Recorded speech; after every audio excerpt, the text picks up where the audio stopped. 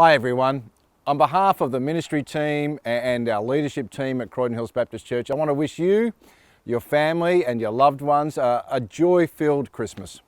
I want to say especially, particularly to those of you who've maybe lost a loved one in recent times or maybe even sometime in the past, and the gathering around Christmas time brings back that sadness of the empty chair at the table. I want to say to you, and my prayer is that you will be reminded of the comfort of God through His Spirit. Please know that we love you and we long to be back together with you. You know, I miss not being able to share this in person. There is many things from this year that we miss, and one of those is being able to gather. And some of the great news, in fact, that I've got to be able to share with you is that we are planning to recommence our in-person services in January. There will be a few precautions that we need to take as part of our COVID Safe plan. I do want to give a special shout out to our COVID Safe team who have been working throughout this year with so much wisdom, but there'll be a couple of things like you'll need to pre-register for the service. And so if you want to do that, you can look out for that information on our website and in social media from next week onwards. If you don't know how to do that sort of stuff, don't worry.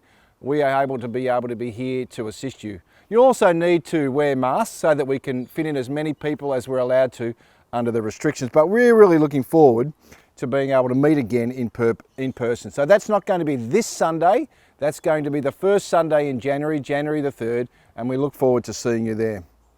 I finished writing up this message, the final little touch-ups on Monday, and a few days before Christmas, and I'm sharing it from here in my front yard, and the reason for that is because I'm in isolation. My cameraman, he's abandoned me. He's not around here trying to help me out. They didn't give me any makeup today, so they didn't want to get too close to give me any touch-ups and things like that.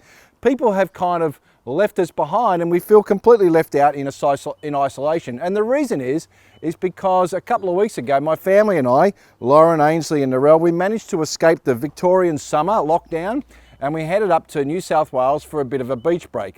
At least that was kind of the plan to do those sort of things. The truth is that we had a day or two of semi-decent weather, and then we were hit with the once-in-a-lifetime storm. You probably saw it on the news. Byron Bay was there where the beaches had almost been washed away, and we were about an hour south of that in Coffs Harbour. So our once-in-a-lifetime storm hit us on our break. We then managed to catch up with some friends in Sydney for a couple of days before our once-in-a-century pandemic started to again bubble up in Sydney, and we were following the news reports as it was talking about a lockdown and quarantine for Victoria. So like many Victorians, we headed straight for the border because we had no desire to spend 14 days in quarantine. It's been that kind of year, hasn't it? We kind of hope for here, and the reality has been down here. Our year, if you think about the adjectives that might describe it, are things like horrible, tragic, sad, anxious-filled and fearful. Is that how you have felt for most of this year? It seems to have really been the most common sort of feelings around our place. On Sunday, as we were driving to Victoria, we beat the deadline and we pulled up in a rest stop just outside of Glenrowan. We got out to do a driver change and a visit to the toilet, and as we were there, a young lady and a man pulled up in a little white Hyundai. This young lady, a young Chinese lady, came across to us with a kind of a very panicked, almost startled look on her face, asking, "Where is the border? Where is the border?" She had very limited English. And it was a pleasure to almost be able to say to her that you're actually already in Victoria. We had passed the border at Albury-Wodonga, and there had been signs, but there hadn't been any physical checkpoints at that stage. This young lady was panic-filled. And as we told her that she was actually in Victoria and that she would be exempt from quarantine, you could see the release, the almost this kind of this exhale of all this pressure and fear kind of strike her. And she thanked us profusely and then walked across, almost trotted across to her colleague in the car and was explaining to him. How do you cope with that fear and panic, that anxiousness? How do you cope with it about the future in particular? You know, if you're a Year 12 student, you've been through an incredibly difficult year. All students have, but Year 12 students in particular. What does your future hold? How are they going to assess what you've done this year, and what will happen with university and the aspirations that you had for the future with careers and education? What about your finances? How are you coping with that? Maybe you feel like you're getting through okay at the moment, but you're worried about what the future has because will you have a job? What happens when the real hits of JobKeeper going out? Will there still be work available? Maybe you're a business owner or a manager and you're kind of filled with this fear about how can I look after my employees? How can I ensure that we've got enough income to pay the bills as they're coming? How do you cope with the fear of next year? We hear lots of news reports about a vaccine coming, but I've also read about news reports saying that it's widely assumed that it actually won't be prevalent until 6 or 9 months down the track. Does that concern you? Does that fill your heart with fear and anxiety about what that future is? Because how are we going to cope with more of this? Are we going to kind of go for this thing where things seem to be going well and then all of a sudden lockdown hits again? That's really difficult, isn't it? What about your health? Are you fearful about what that might hold? Mercifully in Australia, we've been spared from really significant, look, there have been a number of deaths and that's tragic, but we've been spared from the widespread occurrences that have been happening in many countries around the world. I have a sister and all of her and her family have all contracted COVID over these last couple of months and suffered through the struggle of that. Many of our Karen community have had relatives and friends who have actually passed away from COVID in the States. What about your health? Let me ask you, where do you look for hope at this time? What do you put your hope in at this time? For some people in our world, we try to find this hope within ourselves. The author and a well-known Australian atheist, a lady by the name of Jane Caro, writes in a book called For God's Sake that she believes in the fundamental goodness of human beings. And the truth is that she perfectly represents the prevailing attitude in our society that there is nothing intrinsically malevolent within humans themselves. So human civilization is advancing to the point where human destructiveness and those frailties will eventually be left behind. But is that accurate? Is that the reality of your experience? My experience is more like this cartoon. There's a large gap between the plans that we have and the reality. And when I listen to Jane Caro, I see this gap between the aspiration and the reality. And I understand that aspiration. It's a bad thing. It doesn't sort of feel right within us to be able to be concerned about what people might do. We want the best. We hope for the best in people. And that's perfectly understandable. But the reality is that the aspiration is often significantly different from our experience. And of all the things that strikes in our world about the Christian belief system, this is a true thing that humans have some real struggles, some real problems. We aspire, but we actually don't reach the mark. We want to be good, but we often do bad. It's kind of this failure of humanity to fix things, and we can't be kind of naive. We can't ostrich stick our head in the sands and pretend, because this is reality. There have been a number of research projects in psychology that have tried to explore this between our aspirations and reality. One study asked a number of people which movies and which books they wanted to read, and people wrote out these wonderful things. They wanted to watch these Academy Award-winning films, to read books that were challenging and stimulating. But when they were followed through, what did the people watch and see? Well, they watched things like Marvel action movies and read airport trashy magazines. The difference between aspiration and reality. And it's the same thing with experiments that have been done in the nature of what we eat. So for many people, when they were questioned in advance what would they like to eat and to look after their own health, they had the greatest of aspirations.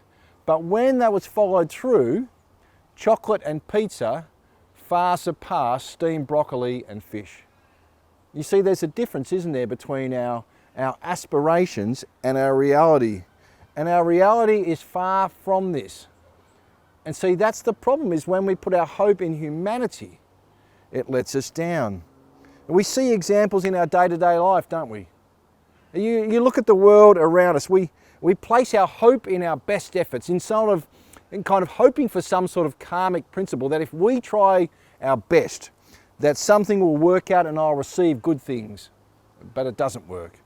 We place our hope in education, that I'm going to study hard and get a good job. And then we place our hope in that job and getting a good wage that we earn and hope that that will bring security and fulfillment. At other times we place our hope in governments, that they will govern fairly and with justice and well. Or we place our hope in the people that surround us, that they will love us and accept us to be there for us. But as noble as many of those objectives are, they're lined with failure. Jobs come and go, savings dry up, governments try their best and then fail, and even our loved ones support us as best as they can, but that still is not complete. No, why? It's not because of any lack of desire, it's simply because we are human. The atheist philosopher John Gray wrote an article in the ABC News, and he said that this modern denial of our innate fault within human beings runs hard up against the evidence that we see day to day. This is what he said. He says, our leaders talk a great deal about vanquishing the forces of evil, but their rhetoric reveals a failure to accept that cruelty and conflict are basic human traits. Dealing with evil requires an acceptance that it never goes away, he said. Robert Louis Stevenson's famous book, Dr. Jekyll and Mr. Hyde, explores this duality of human beings, this turmoil within, that we have this desire for good, wrestling with this and tainted by this inexorable leaning towards evil. The Bible expresses it this way. In Romans, Paul writes, the trouble is not with the law, so the trouble is not with kind of the boundaries that we have. It's spiritual and good. The trouble is with me, for I'm all too human, a slave to sin. I don't really understand myself, for I want to do what is right, but I don't do it. Instead, I do what I hate. It's a very kind of sad message of despair. And that's kind of almost the antithesis of hope. See, the problem is if we put our hope in something that cannot deliver, it ends up in despair. So what's that got to do with this crazy world that we live in? And in particular, what's that got to do with Christmas? You know, it's been this year of trauma. Last year, my family and I, in September of last year, we travelled, and one of the places that we went on our holiday was to Kangaroo Island. And Kangaroo Island is a magnificent part of Australia. I'd thoroughly recommend you go there if you had a chance. There's beautiful bush, wonderful seas and incredible views and rocks, and the wildlife is magnificent. At that time when we were there, you know, you would see koalas, birds, seals, kangaroos, all sorts of stuff incredibly prevalent. But just a few months later, fire decimated Kangaroo Island. Burnt out kind of half the island.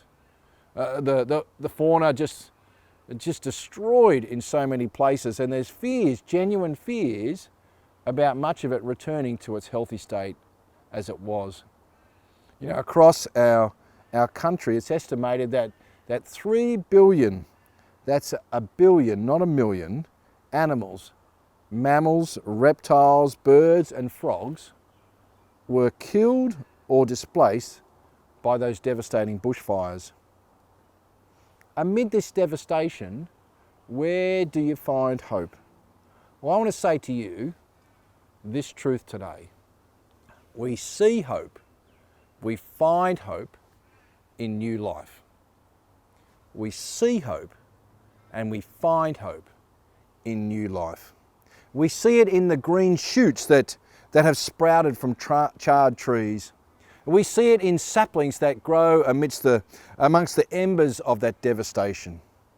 And I want to say to you that when we contemplate a scary future, we need to find hope. Hope that things will get better, that there is potential and opportunity for change, and birth is the place, the beginning of that hope.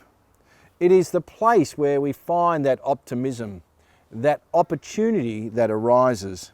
And the story of Jesus in a manger, so easy sentimentalized by Christmas cards and little platitudes to the point of almost irrelevance, is a story of hope. It is the story of a necessary and dramatic action of God breaking into this world, a God who does not remain aloof from humanity, a God that sees our despair, our devastation, and here in this birth comes hope. This is the breaking in of God's love. It's almost this sense of that we know that things will not be fine. This human condition is messy. And yet here comes hope.